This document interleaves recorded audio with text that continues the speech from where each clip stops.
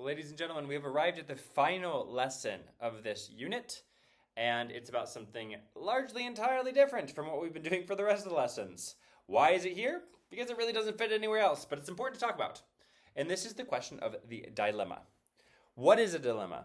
Well, sometimes in regular speech, we use the word dilemma or dilemma to say that you got into a problem, right?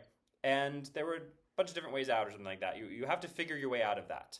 And so I might say that I went to the intersection and I faced the dilemma of not knowing where to go, not knowing which way that my GPS was wanting me to go, and it wasn't working. I might say that's a dilemma.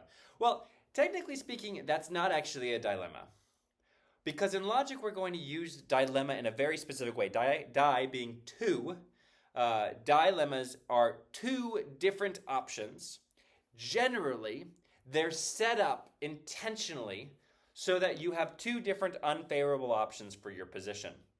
So if you were to be arguing with someone, you're to be debating with someone, it's a very good strategy to set up a dilemma for them.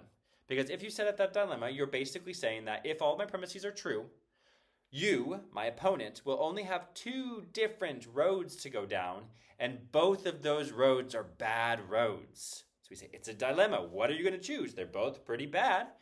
The book has a couple of fun examples for us. Let me read one out. Let's see.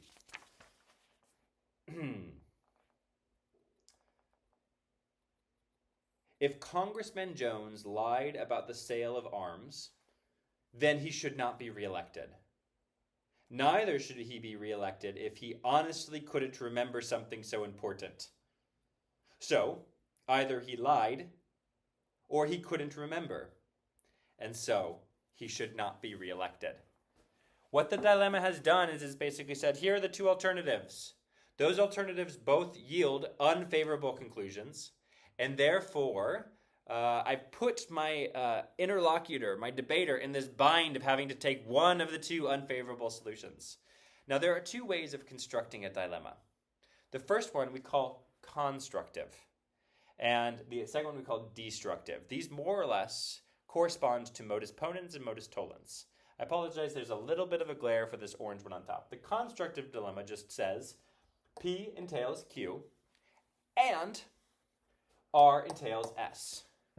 So you have a state of affairs that entails a state of affairs, and you have another state of affairs that entails that other state of affairs. Further, as your second premise, either P or R. That's not an inclusive, or pardon me, that's not an exclusive or, but we know that P is true or R is true, or maybe they're both true, but probably for a dilemma, it's going to only be one or the other. And then we have, therefore, Q, it's really hard to see, or S. And these are generally the unfavorable conclusions that if you're debating someone, you don't want to have to take Q or S. Now, similarly, a destructive dilemma is almost the same thing. Starts with the same first major premise. So if you have difficulty reading this, it says the same thing down here. P entails Q and R entails S. The minor premise is just the negation of Q and the negation of, I think I wrote something wrong here. Hold on, let me check my notes because that wouldn't work. The negation of S. There we are.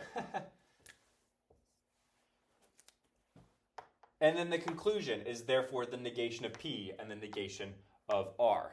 If you wanted to see why that works, well, again, remember that modus ponens is something like P entails Q, not Q, therefore not P. There we go. And so we can see that happening here with the disjunctive in the middle. So, what do you do when you face a dilemma? You have more or less three ways of going around it. One, you could grasp it by the horns. And we typically say the horns of the dilemma to talk about these two, the Q and the S here, or the not P and the not S, which we say are the unfavorable conclusions. So you could grasp it by the horns. And you could simply just reject the conditional statement, just way over here.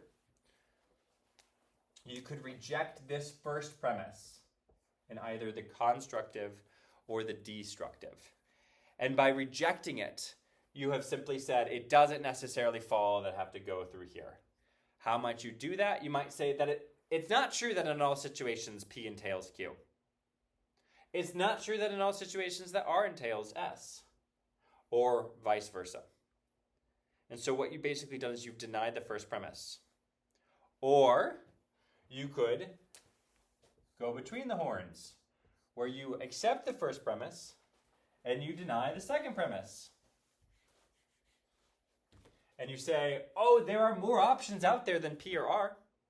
There are more options out there than not Q or not S. Maybe I can think of some third option like Z.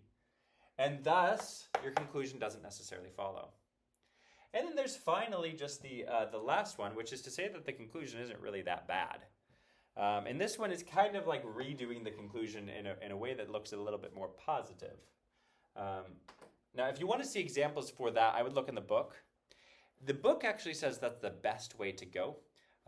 That's rebutting the horns. So we have going in between the horns, we have grasping the horns, then we have rebutting the horns.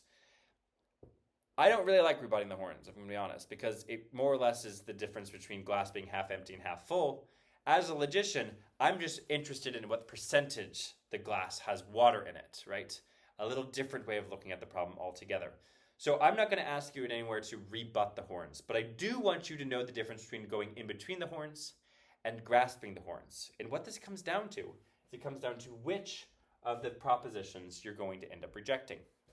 So go ahead and look through the chapter for all of the examples. There's a plethora of examples on this one, and I think it's really helpful to get them down. But I want you to have this equation, or these sets of equations, these sets of propositions and arguments in your head for what you're doing with a dilemma. That's all we have for the first unit. So study up on everything. If you have any questions, always please let me know. The next unit, we take in the information. We're not going to be doing a lot of truth tables, though. That's more or less a unit 1 thing. But you do need to have the understanding of why truth tables are important and why they work, because that kind of understanding, that will never go out of things that we're going to need to have in logic. It always builds on itself, at least in some way.